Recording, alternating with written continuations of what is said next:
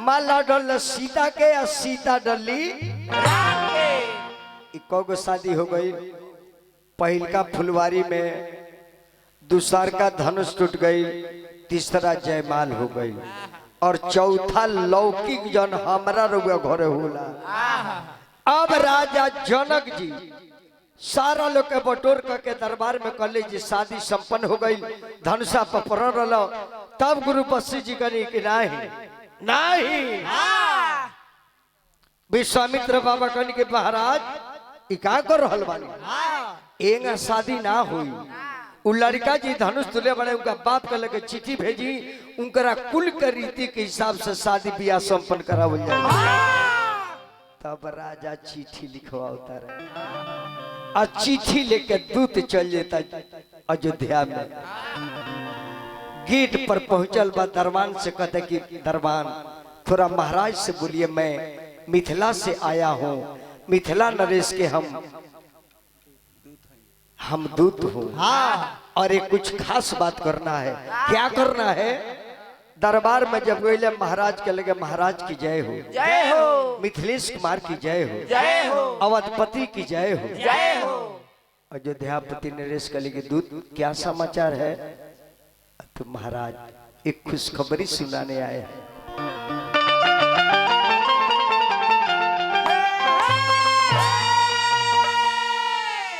की पाती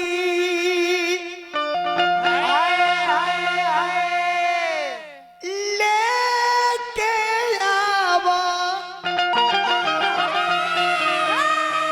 अरबानी वो ही पार से राजा जनक दरबार से।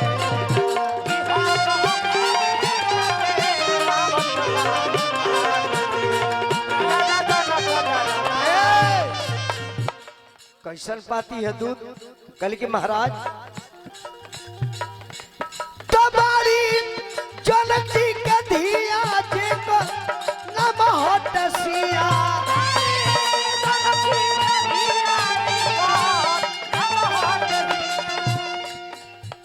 तौनिकार शादी हुई है अरे कोशिला कुमार से। एहू जी शंका हो गई, कह जाए कि दशरथ के बेटा से हुई तब महतारी के नाम धरता रहे, राजा के नाम लिखे धर। तब उनकर शादी हुई है कोशिला कुमार से, राजा जनक दरबार से।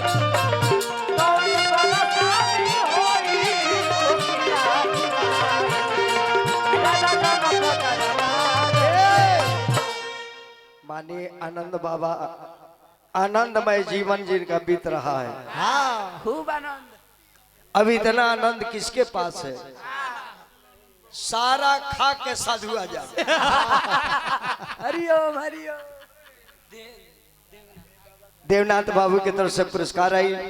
आनंद बाबा हमारा आनंद में जीवन बिता रहल बानी। दुनिया अब कोनो अफसोस नहीं के सब सुख भोग के सन्यास और ही आनंद पाए। ना ना ना महात्मा बाबा के चला है।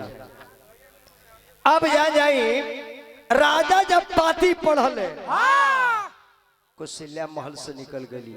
महाराज ई कैसन पाती बांचता नहीं, आंख से लोर गिरता मुस्कुराता नहीं, बात का कली अरे कौशल्या तहर बेटा राम जनकपुर में जाके विशाल शिव के धनुष के तुले बड़े राजा के यहाँ से चिट्ठी आई बा, तारा बेटा के बियाह हो रहा बा। रानी सुनली तो रोए लगली, कहली कि महाराज एक तब बुढ़ापा में 4 गो बेटा भइले आ कितना दुर्भाग्य बा कि हमरा बेटा के रुआ शादी करता नहीं बहरे बाहर, हम महतारियों के परिचय ना कोई नहीं। कहली कि ना रानी अयोध्या के नर नारी सभे जाई, बेटा भरत शत्रुघ्न प्रात के सजावट करो।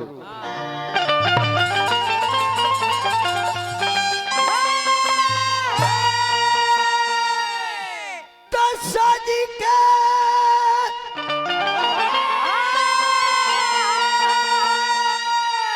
परतिया राजा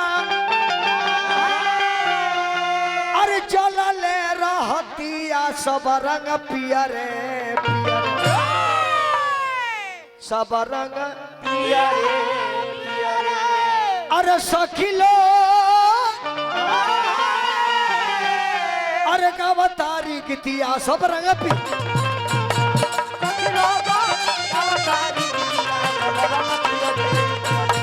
सखी लो का बतारी गीतिया सब रंग पिया रे पिया रे।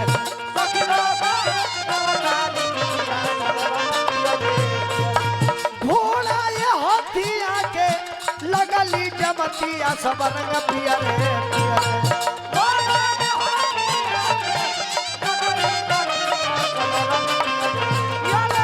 सखी सब का बतारी गीतिया सब रंग पिया रे।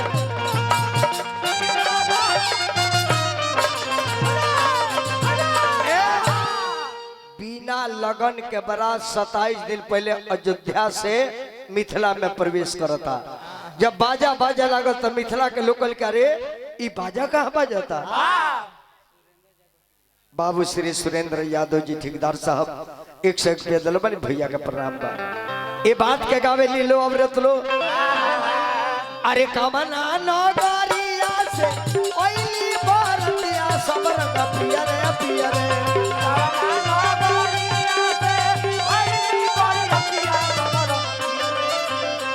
कमना नगरिया भैली सो सब रंग पिया रे पिया रे।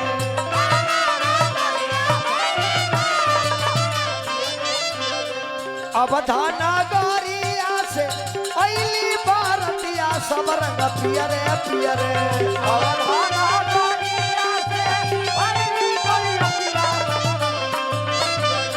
मिथिला नगरिया भैली सो सब रंग पिया रे पिया रे।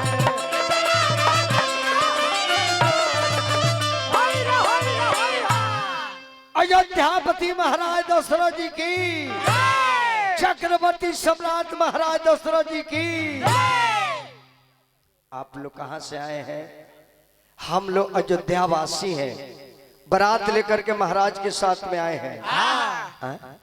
बिना लगन के शादी हुई हमारा लड़की के बारात रोकी।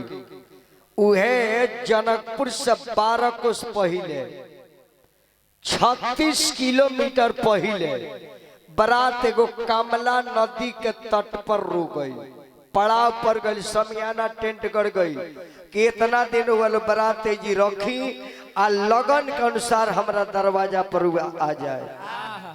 अब 12वां जी फिर में पड़ गए कि लो अगर भगवान के बिना लगन के शादी हो जाता तो दुनिया में लोग तो लगन के महत्व न जाने। तब 12वां जी स्वयं लगन पत्रिका बनावे लगन। आज अपना बेटा नारद जी के द्वारा बारात में भेजा तानी कि नारद ले जाकर बारात में दे दिया। यही दिन तारीख के बारात दरवाजा पर तब 12वां जी लगन बनौनी चाचा। काल लगन बनल हे भगवान का ये बड़ा लगन पत्रिका बनता उ लगन देखी वैसा लगन के बनी।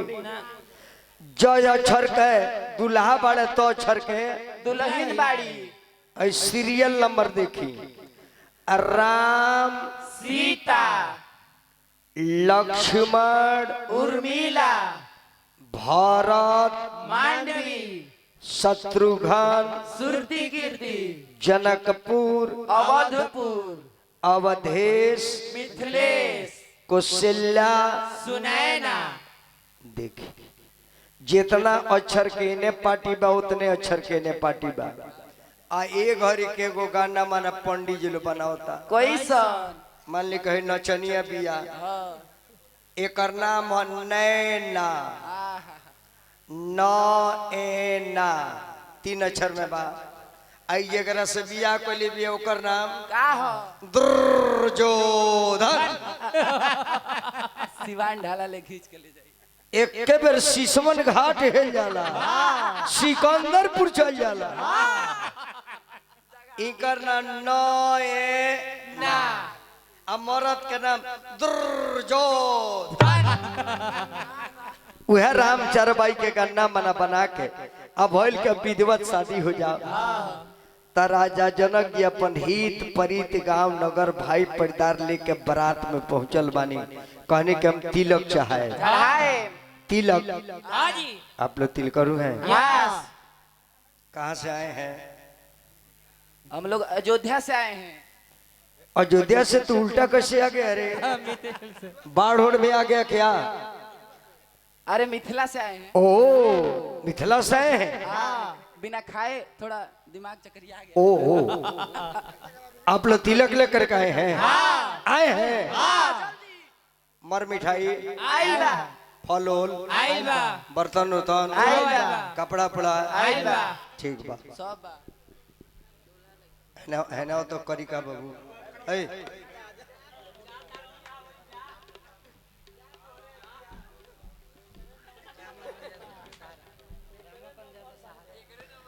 रामाकांत यादव जी सहारा, सहारा इंडिया, LIC वाला सहारा।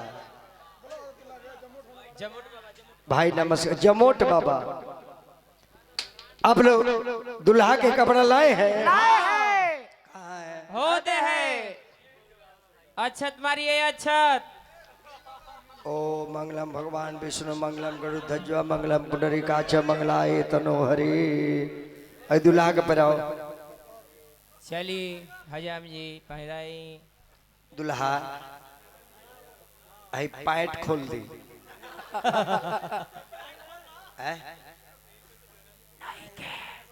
ओ कहता रे कि अंदर नहीं पहिर।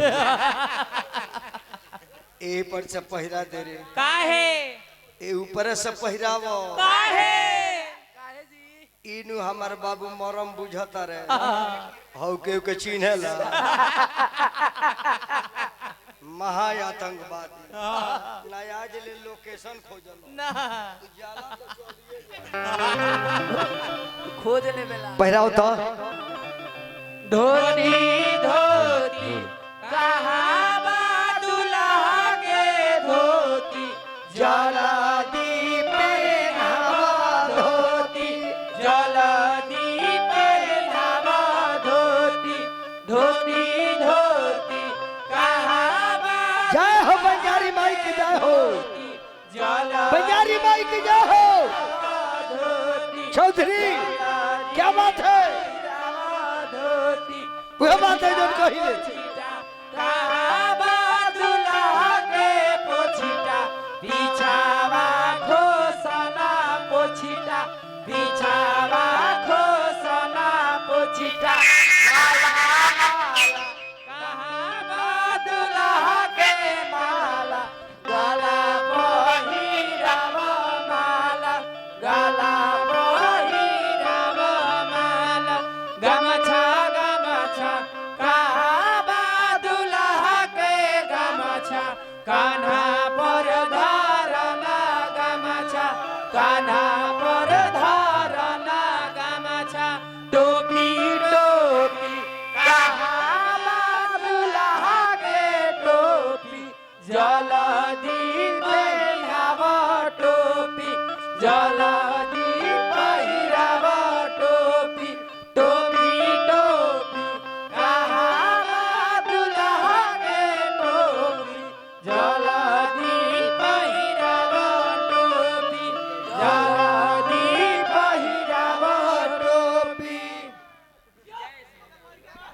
जय श्री राम। जय हरि बाबू है जो कुछ बा